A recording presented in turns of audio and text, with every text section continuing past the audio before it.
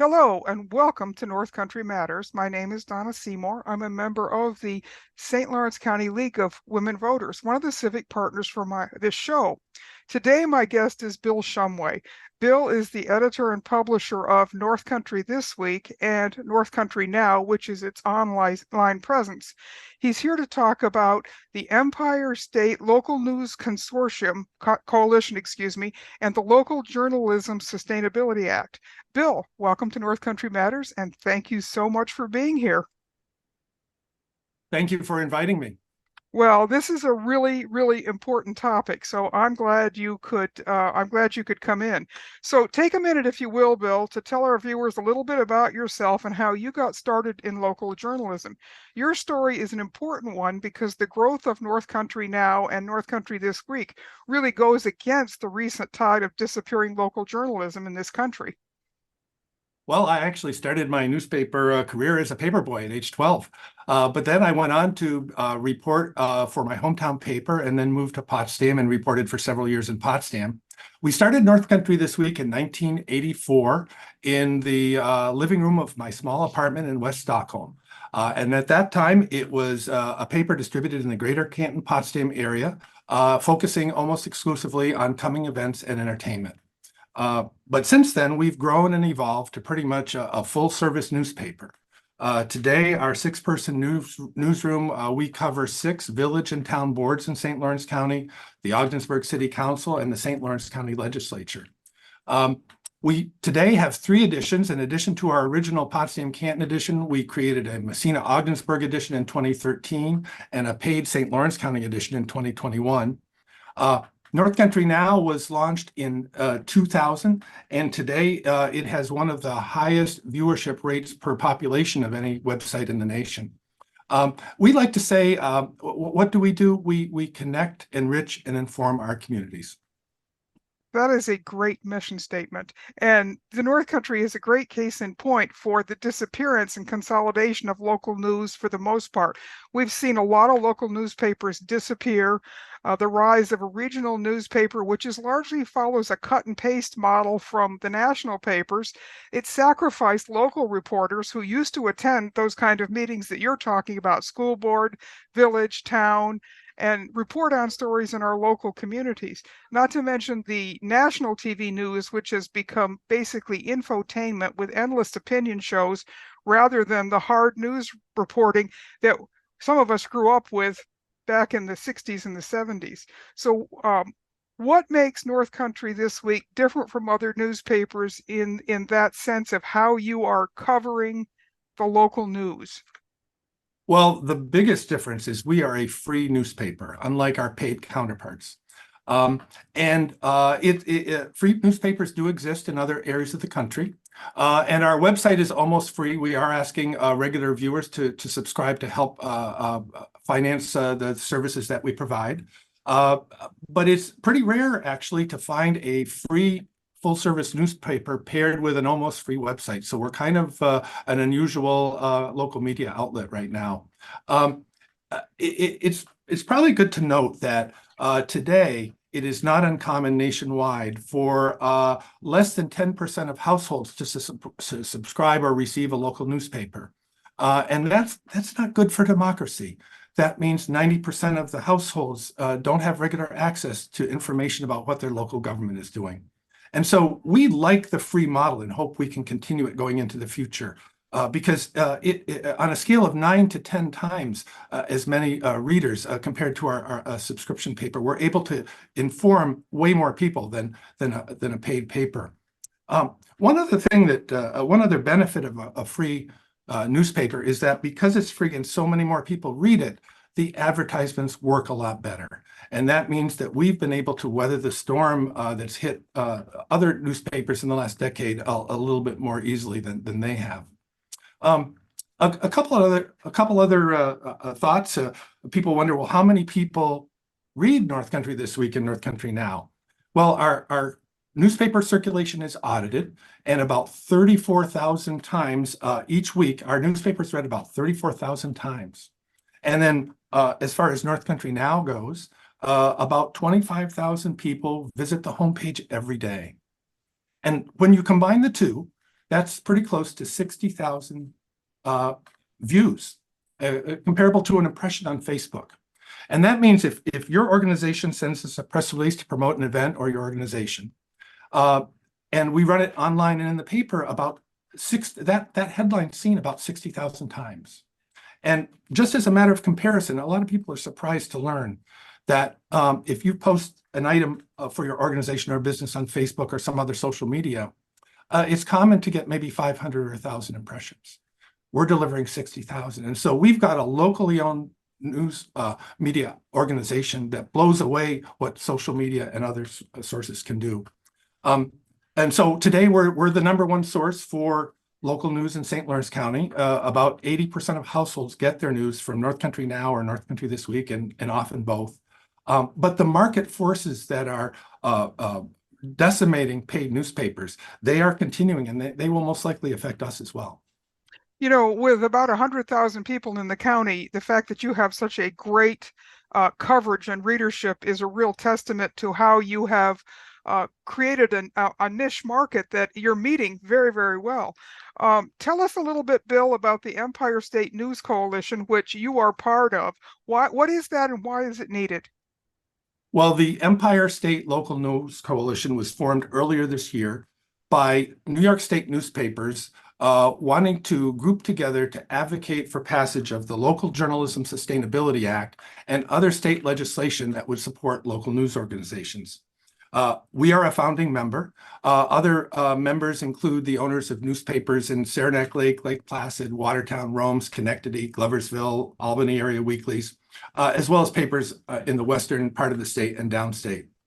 The reason the Local Journalism Sustainability Act is needed is because nationwide in the last 2 decades, about 1/3 of newspapers have closed and about 2/3 of local journalism jobs have been eliminated.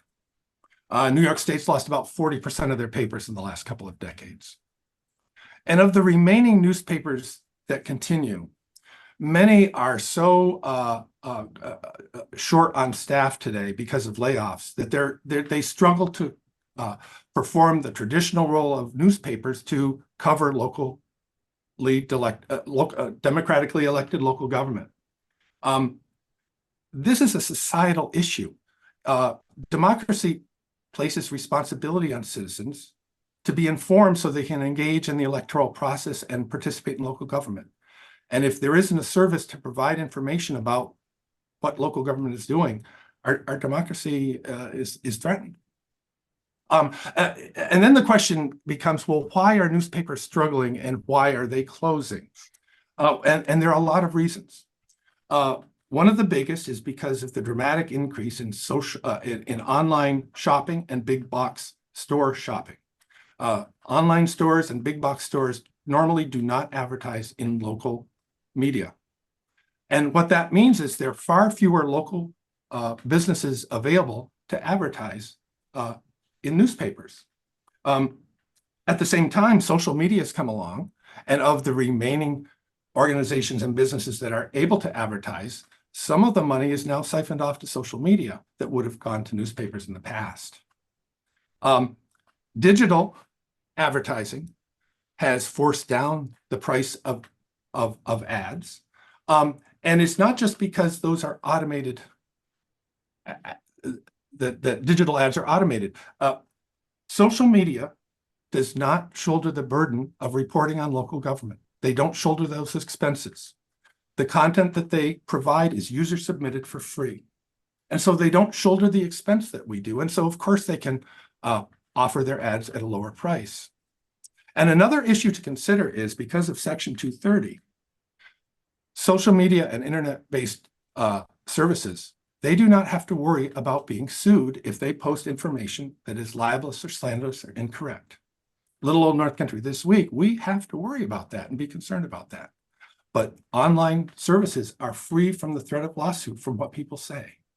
And that means that we are competing with clickbait, with in-your-face put-downs and inflammatory comments. And it's hard to compete with that when you're providing fact-checked, unbiased news. And so Those are a number of the reasons that newspapers are struggling. A couple of others for our paid counterparts. Today, people would rather spend their subscription dollars on their cell phone, internet access, streaming movies and music. And so paid subscriptions have plummeted in the last couple of decades at paid newspapers. And finally, a lot of people don't realize this, but 53% of newspapers in America are owned by hedge funds. And hedge funds are profit-driven organizations unconcerned about the effect on the community. And they have decimated, in many cases, the newspapers and gutted them so they're unable to perform their traditional function, even though they still exist. You know, you make a really good point about that. We're seeing the same thing happen to healthcare. And then it is all profit driven is Yep. profit motive is the most important part of it. Same thing with the news business. So the disappearance of local journalism also worries the League of Women Voters. In fact, the League of Washington State did an extensive study that documented the loss of local newspapers across the country, including places like New York State and Texas. And they identified many of the negative results. And some of these include fewer people running for local office because people don't know what local office holders are doing, and they don't know the local office holders that they have. There's a lower voter turnout in such areas because, again, voters are ill-informed about local issues, and they tend to only turn out during national elections where all the hype is about the who's running.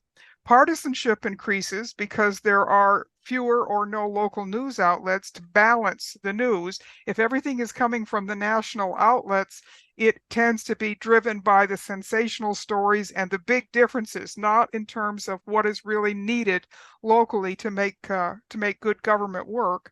And there's also a decline in civic engagement, which certainly we have all seen here in the North Country. Fewer civic organizations, fewer people who want to do them. So your coalition is supporting the passage of the Local Journalism Sustainability Act. Tell us what you think, how you think that will help. What is it? What are the components of the act, and how will it help combat this loss of local news outlet? Well, I certainly have to agree with your take on what happens when local news organizations disappear. So the Local Journalism Sustainability Act is a 5-year New York State bill that would help ensure that local news media citizens are still have access to information about what their local democratically elected government is doing. And we're talking about village and town boards, city councils, county legislatures. We're talking about what candidates say they will do when they're running for election, and then what our elected representatives do when they are in office. This bill would apply to newspapers, websites, and broadcast outlets that employ a bona fide news operation. This is not about preserving the printed newspaper. The tax credit would be equal to 1/2 of a reporter's salary, up to $25,000 a year. And the reporter must cover local news and live in that area. Statewide and national news reporters would not be covered. There would be a limit of 100 employees per company for a company to qualify, so large organizations such as the New York Times would not qualify. There would be a cap at $20 million total for New York State. I think there are about 700 newspapers in the state. And so we're asking our state representatives and the governor to support and sponsor this bill.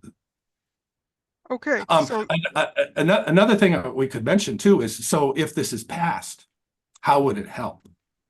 Well, and the most important thing is citizens would continue to have access to information about what their local government is doing. Australia passed a similar bill a few years ago, and a reporter hiring binge followed. Canada has a similar bill already in place. They subsidize 35% of reporters' salary up to $85,000. And it might be worth just mentioning a couple of the other benefits of a newspaper. We provide information about what our local government is doing, but we do so much more. And the passage of this bill would ensure that we can continue to do these services as well. And one of them is a moderated letters to the editor section. We've got so much inflammatory rhetoric going on online, put downs and insults. Our letters to the editor section, 600 or 700 letters a year, and it is a moderated forum for civil debate about civic issues. And it's important to have that forum available. And of course, we continue to promote as many activities and events as possible in the area. We recognize organizations and people who have major accomplishments. And another service we provide, and it's good for the community, is we are the place people turn to in case of an emergency. I think we counted the first 2 months of the pandemic, we ran 450 stories about COVID, health department updates, where the food handouts were. I think our website almost crashed the weekend that the announcement was made that schools would be closing due to COVID. I think we had 14,000 people an hour on the site. And so passing of this bill will ensure we can continue those services as well. One other thing to think about is, $20 million. Boy, that sounds like a lot of money, and it is. But let's compare with some of other services that government provides. And at the state level, government is currently spending, New York State is currently spending somewhere in the neighborhood of $100 million a year to subsidize Broadway and theater productions, $100,000 a year to sponsor arts councils throughout the state, $100,000 a year to subsidize filmmaking in New York State. When it comes to St. Lawrence County, taxpayers spend about $3 million to keep our libraries in operation, but they don't spend a penny on the important service of providing information about what their democratically elected local government does. A couple other comparisons, just for consideration. North Country Public Radio receives about $480,000 in government funds every year. That's about 3 times what we would receive under this bill. And yet we compete with them for advertising. They seek sponsorships and underwriting.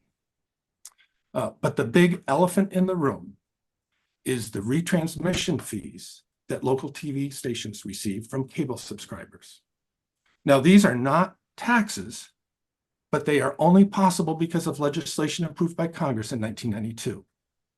And if you check your cable bill, you'll discover $22, $23 a month is charged as a retransmission fee for local broadcast. And a back of the envelope calculation would indicate that about $5.6 million is collected from cable subscribers in St. Lawrence County each year, and is passed on to the local TV stations. Now, Channel 7 does a good job as a local news station. They're the only TV station that really provides any local news. But for $5.6 million, St. Lawrence County cable subscribers get one dedicated St. Lawrence County reporter. And it's worth noting that broadcast, for the most part, does not routinely cover local government. They only cover the big stories. So some things to think about. You make a really good point about the cable companies have a monopoly. No other cable company can come in and actually compete and offer services. So, and the fact that people are really a prisoner of that one company, it gives them a tremendous amount of access into your home. I liked what you said a little while ago about civic and civil engagement. That is so important these days. The free-for-all that is the national political debate, if you can use that word, is so anti in the small d democratic tradition of this country, where instead of talking out our problems, each side just screams past each other, and it's all about some kind of a crazy bread and circuses, I guess you would say. So I really appreciate the fact that you're talking about not only civil but civic engagement. It is so important. And one thing that we know is that too many people, and certainly the majority of young people who have come of age in the social media world, they do not have the critical media skills they need to determine if what they're seeing and hearing is real and credible when it comes to social media. It is all too easy for fake news to be taken as real. So subsidizing the local news is a good way to combat that, isn't it?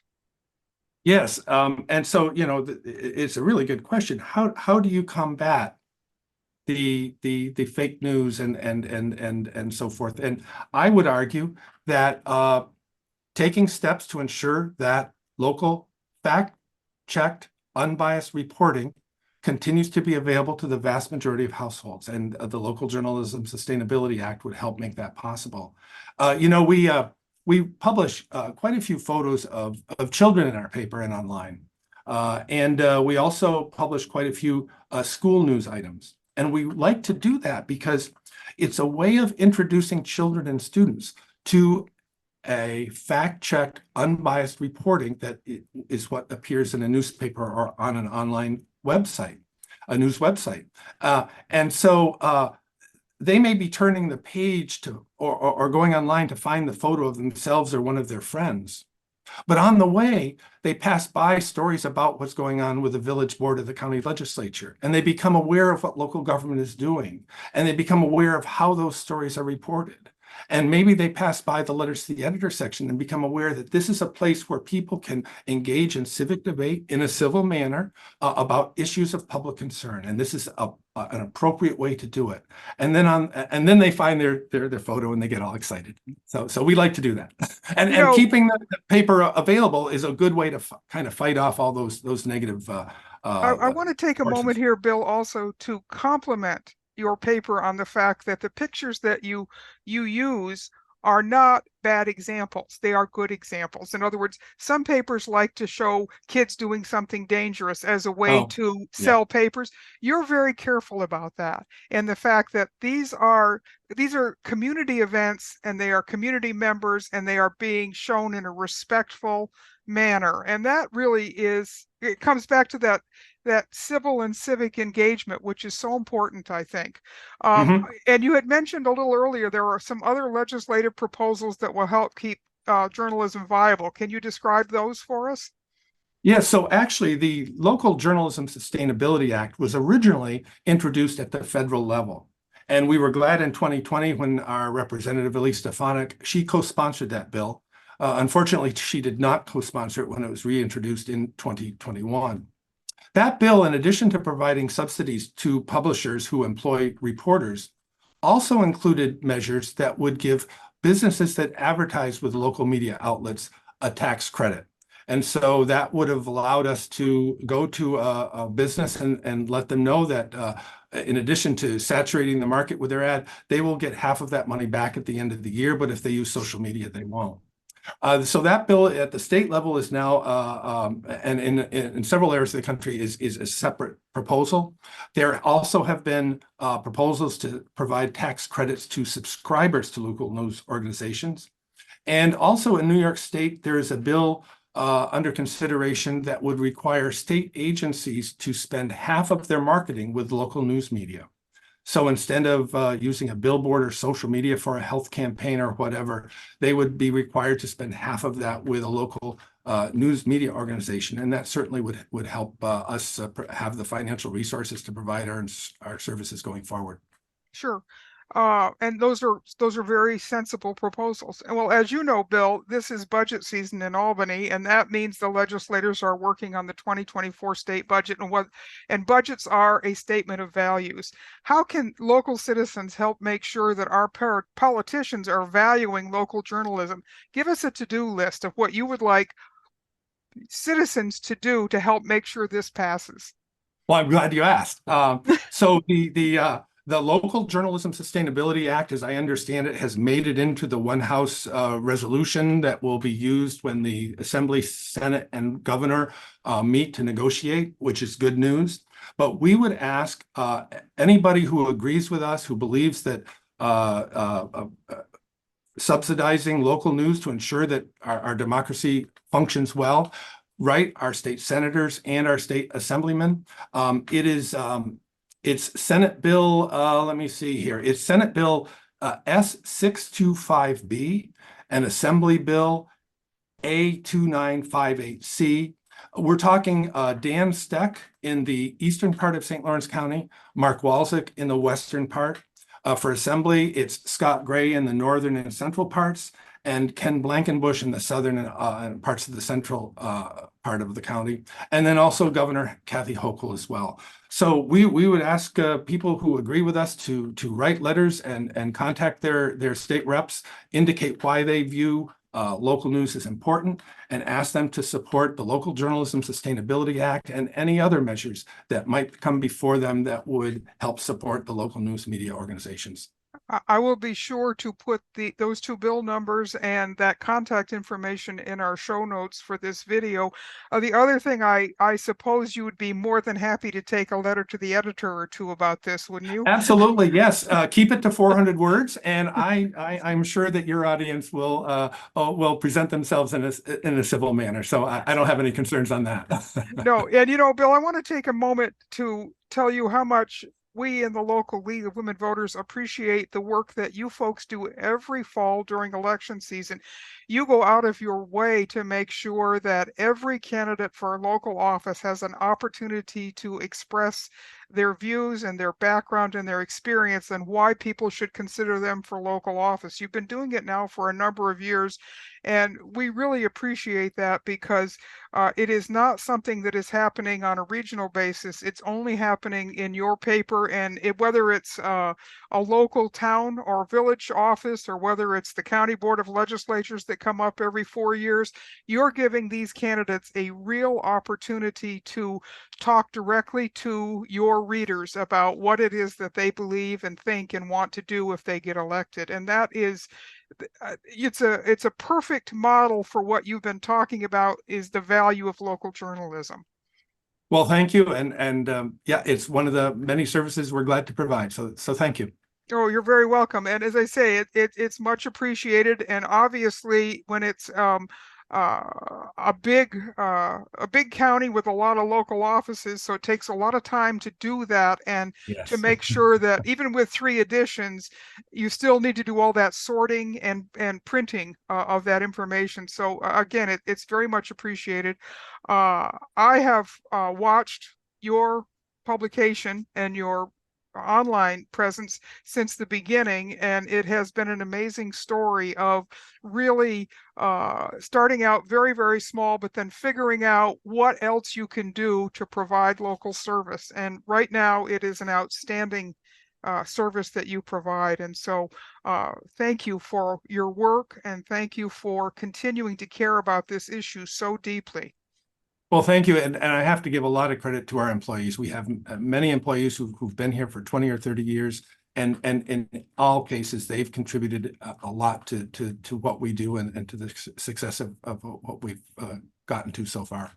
Well, you never can go wrong in thanking your employees, because you're right. They But do been, a great job. we are Whether blessed. anytime anybody ever has any reason to call the office, they know they're going to be well cared for. So There we thank you go. again.